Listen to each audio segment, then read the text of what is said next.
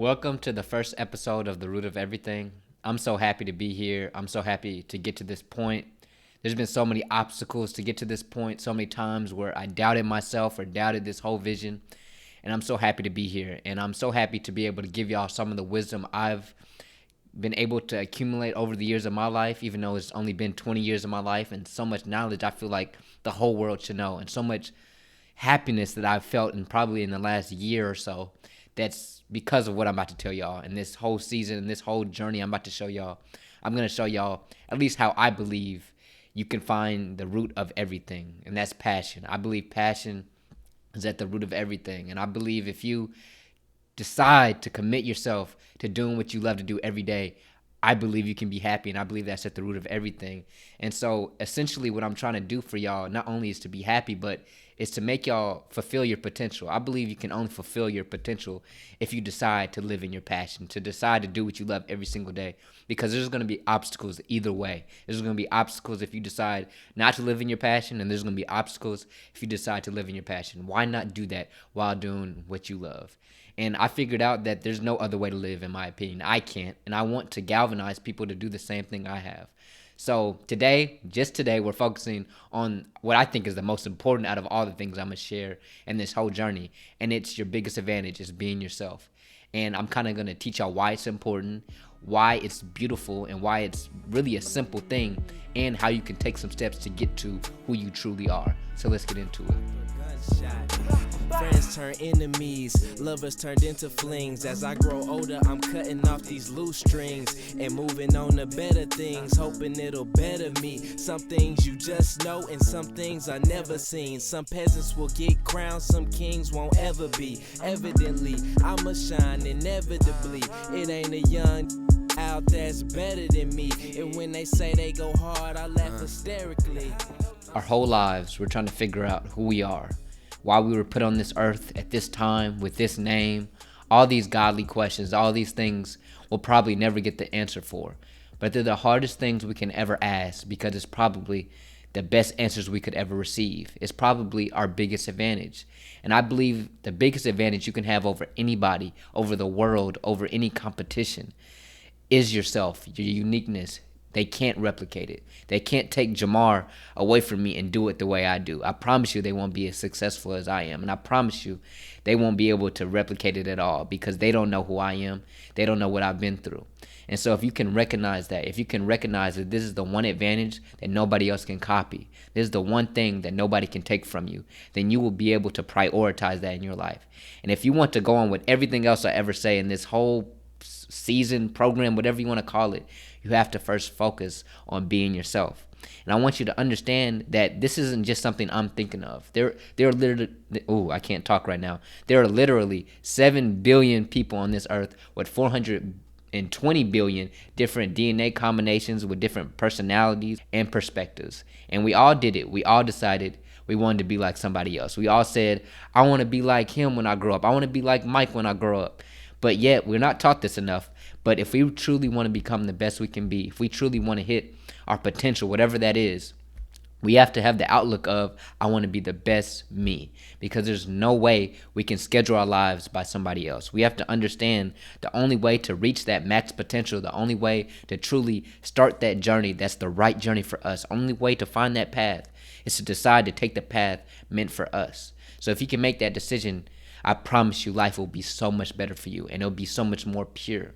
The moment I decided to take that on in my life, the moment I decided I'm going to free myself from everything I was taught, in a sense, and I was going to free myself in everything I was doing to be pure to my heart and to do what I loved and to do everything I knew was meant for me, that was the moment I felt the most free. That was the moment I felt the most happiness, and every part of that journey was pure, because I knew this obstacle was meant for me. It wasn't an obstacle meant for somebody else, and I continued to push through that obstacle because I knew I loved that obstacle. You have to love every obstacle when you're doing something you love. And if you're doing something you don't love, You're going to see those obstacles and be shying away from continuing to go over that obstacle.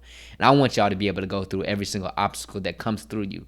But there's a motivation that's unmatched, and that's called passion. And I understand that at the root of everything, you may disagree with me, but I believe at the root of everything is passion. I believe at the root of everything is happiness. And passion and happiness work hand in hand. And when you're passionate about something, if you're passionate about what you do every single day, I promise you those obstacles will get easier. But first, to find your passion, before the passions are even unlocked, my passions weren't unlocked till I did this. You have to be yourself. You have to decide, I'm gonna be myself. Because if you're not able to be yourself and not let somebody else judge you on what you're doing, or you're trying this new thing out, it's not going to be available. Because maybe there is this new thing that you want to try out, but everybody else, all your friends are like, no, don't do it. That's weird. That's blah, blah, blah. And that could maybe one day be your passion. If you don't go and try that thing out, you're not going to be able to find your passion. So you have to first be yourself to find your passion. I can't tell you how to find your passion specifically. I know I say specifically weird. It's been like that my whole life. But to find your passion, you have to first be yourself, or else it won't be unlocked. And you have to be fearless with everything you do in your life if you want to truly find that passion. I'll give y'all an example of being fearless. So I'm from Dallas, Texas, and I go to Philadelphia. I'm in my apartment in Philadelphia right now, and I go to Temple University. I'm a junior at Temple University, if you don't know already. But I'm a Cowboys fan, and if you know anything about football, you know anything about the NFL, Cowboys and Eagles, probably the biggest rivalry ever in sports, and that's arguable, whatever. From my knowledge, from where I am, it's probably the biggest rivalry ever. I can't get on the subway without getting yelled at with my Cowboys jersey on. I can't walk the streets in Philadelphia without getting the FU, go to H, whatever, without hearing any of that with my Cowboys jersey on.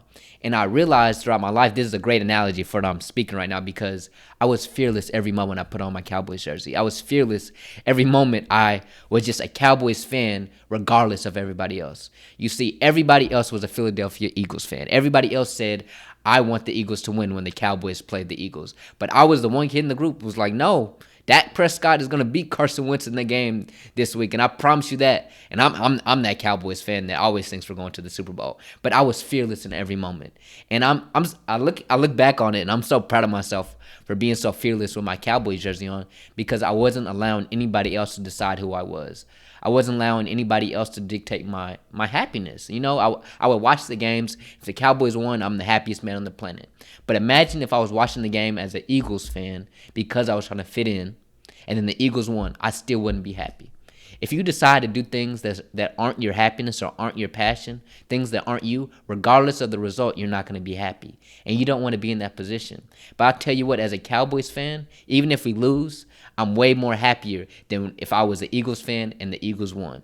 So decide to take that fearless road. Decide to take a life that isn't seen by other people. This isn't normal. Most people decide to get in the lane of normality.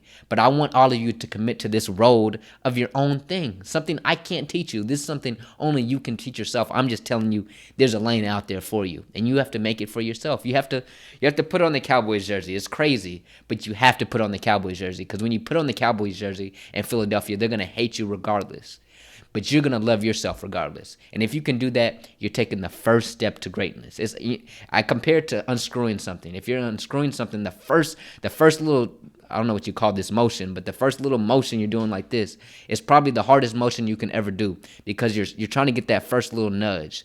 But every moment you go further in that little nudge, it gets easier and easier. But without that first nudge, you don't even lock the rest of the screw. So do that first little nudge and decide to be yourself. I'm not saying you're just going to be yourself with a snap of a finger, but if you can decide to take that first hard nudge, you're taking the first step of greatness. And you got to understand that if you decide not to take on that first nudge, if you decide to put on the Eagles jersey, you're going to become average. You're going to let the world, like Play-Doh, conform you to whatever it wants you to be. I want you to make your own Play-Doh. I want you to be yourself and unlock all the potential you have, because I believe everybody has infinite potential. You just have to unlock it. So let's get into it. I got another segment on why beauty is so simple.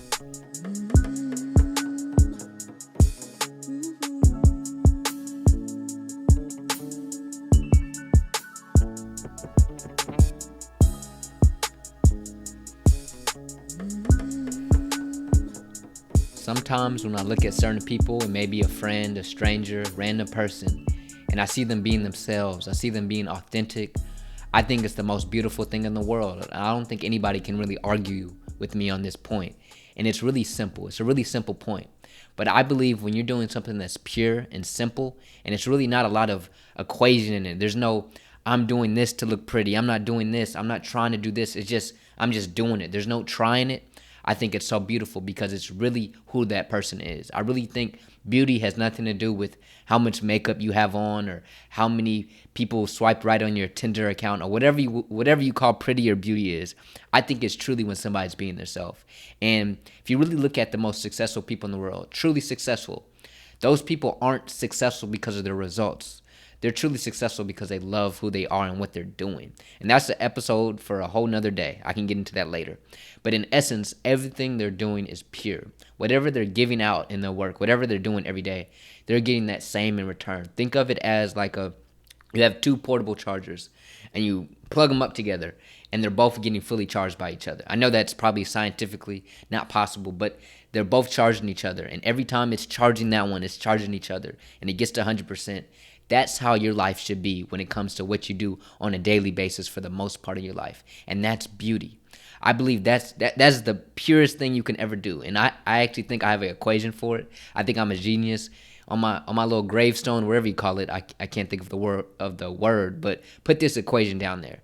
And it's infinity equals zero. I believe your infinite potential, infinity, is reached when you're doing your most purest thing. I think the purest word, can't talk. The purest number in the world is zero. And you hit that infinite potential when you're doing something that's simple, something that's the most simplest thing in the world. You just breathing. It's almost like breathing. So for example, the bee and the flower. This is the best example I can ever give you. But when the bee goes to the flower every day, the bee goes to the flower to collect his nectar. It goes to collect his nectar. It's not a job. That's just what the bee does. We all know that. I think we can all agree. But the bee goes to get his nectar. And when the bee gets his nectar, it goes back to each flower. It goes to each flower, jumping around with the nectar. And while it's doing that, it's providing pollen to each one of the flowers. And now while it may make all the flowers beautiful, yes, it makes all the flowers beautiful by the bee doing it. And we need all the bees in the world, but it's doing what it loves. And so what I want y'all to see from this analogy is when you're doing what you love naturally, the bee's doing what he naturally does every single day, it's making beauty all around it without even knowing. And that's what I mean when I see friends or strangers just being who they are. They're so beautiful because they're doing what they love. And when they do what they love, it just magically happens. It's not something they're trying to do. I want you to be like a bee every single day. I want you not to have to do something and expect something in return. Imagine if the bee was doing it wasn't getting any nectar in return. It was just doing what it loves, but it wasn't feeling happy. When you do what you love and you come back with what you got, it's happiness. The bee is getting nectar naturally. That's just what it does. When you do what you love, you're going to get that nectar naturally. And if you can decide to do that, your life will be so much better. While the flowers will look beautiful, that's not what it's about. And I have another example. I like to use examples from my life to make this personable. But I was in another class, last semester, and it was called Digital World. And I had a teacher. I probably wasn't paying attention that much. I wasn't. I was trying to get my grade. But the last day of class, it wasn't mandatory. She just said, I want y'all to come to class and I want to speak about something I'm passionate about. And at first I was like, I'm about to skip class because I don't have to go to class. But I was like, no, let me see what she's talking about. Maybe it'll be worth my while. But I'll be honest, I really wasn't getting anything out of it, what she was talking about, but I was motivated the most I've probably ever been after I heard what she was talking about. Because what she was talking about was the thing she was most passionate about. The amount of people that were there were only about 3 people. Only 3 people in class. And I was there and I was like, dang, nobody showed up for class. But what I saw was her being the most happy she's ever been in class, her talking the hardest, like the most passionate she ever has, probably her best lecture. And I realized it didn't matter how many people were in class. It didn't matter that only 3 people out of, 35 people in class showed up to class. It didn't matter because she was in her element. She was doing what she loved. She was there. It didn't matter who was there. And I want y'all to understand, wow, beauty is simple. It is simple. But don't try to be beautiful. That's the whole point of it. And she wasn't trying to get the whole class to come to class. She just wanted to do what she loved. And I realized she was being so beautiful. Not in a weird way, but she was being so beautiful. And I want y'all to understand that if you can go into your life as that teacher and to do what you love regardless of only 3 kids coming to class, or be the bee and get his nectar regardless if the flowers look beautiful. But also understand that is when you're most beautiful. If you can recognize that and try to implement that in your life, I promise you life will be so much simpler, and it'll be so much simpler to look as beautiful as you can be. And I believe all of us have this beauty inside of us. I think it's infinite beauty, and if you can try to tap in with this, I promise you it's the best thing in the world. So the next thing, you've probably been thinking, Jamar, you're telling us all this cool stuff, but you're not telling us how to specifically do it. I'm going to kind of give you some guidelines. Can't really tell you exactly how to do that for yourself, but I can give you a couple pointers I've learned along the way. So let's get into it.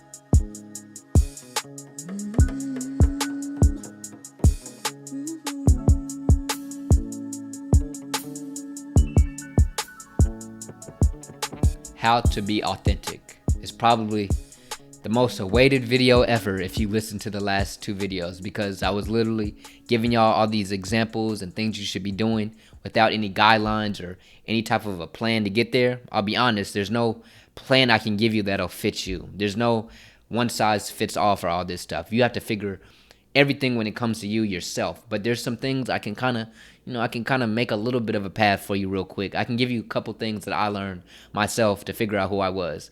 Now, it could be a whole lifetime. I can't give you a timeline on when this stuff will happen, but if you commit to doing it, I promise you happiness will come in your life. So basically what I'm trying to tell y'all today is, it's simple. You have to assess yourself. You have to assess what you're doing every day. If you're going about your life and doing something and you're not checking what you're doing, you're just doing, you'll never know if you want to change it for tomorrow. Imagine if you do something the whole day, you absolutely hate it, but you don't sit in your bed and ask yourself, do I hate this? And never know if you actually hate it. The next day you're going to do something you hate again. So if we want to find our passion, if we want to figure out what we want to do for the rest of our life, we have to be able to say, okay, check that one off the list. I don't want to do that one. We have to do that every single day. And I had to learn that the hard way. When I was, freshman year of high school. I'm now a junior in college. It took me a while to figure this out. But I was a freshman in high school, and we had a career fair. And I was good at math.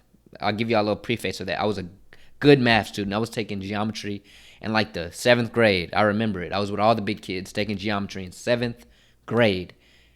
That's crazy. But I was taking geometry really early, and I was really good at math. So I went into the college fair, and I was like, Jamar, let's look for the best math major in the country. Let's ask each college there who has the best major, and who has the best major, who has the best math major. And I asked all of them, got the feedback, and I was like, okay, I'm going to be a math major, not knowing what kind of careers are in math, probably nothing I would want to do.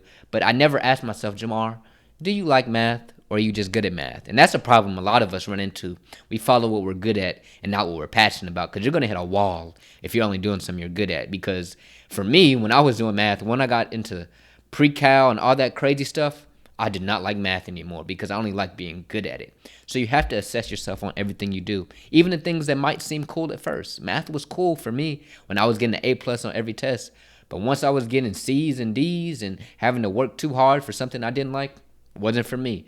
But it was a blessing in disguise, because when I understood that I wasn't good at math, I understood I wasn't supposed to do that for the rest of my life. And when I realized that, I was able to pivot into what I actually love to do. I don't know if it's truly my passion anymore, the major I'm in right now, but I know it was a life-changing experience. And I want y'all to do the same thing I did. I don't want y'all to have to wait for a F or a C to realize this isn't your passion. But I want y'all to go about every single day of your life assessing what you previously did.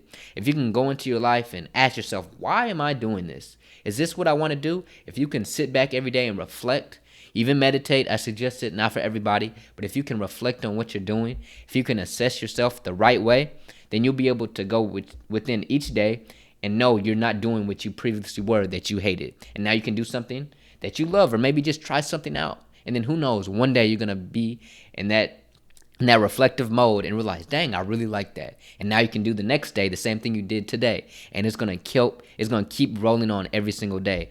And you have to enjoy the process. You have to enjoy the knowing that you might not ever find your passion for 10 years, 20 years, 2 months. It don't matter. It could happen at any time. And it happened to me when I needed it. It happened when I needed it. And I'm so thankful for it. But you have to embrace that journey. You have to embrace every moment it takes to become who you are. Because that's what life is. Life is about figuring out who you are. Life isn't about doing something for money or for fame or for somebody else's opinion. It's about figuring out who you are so you can spread love with everybody.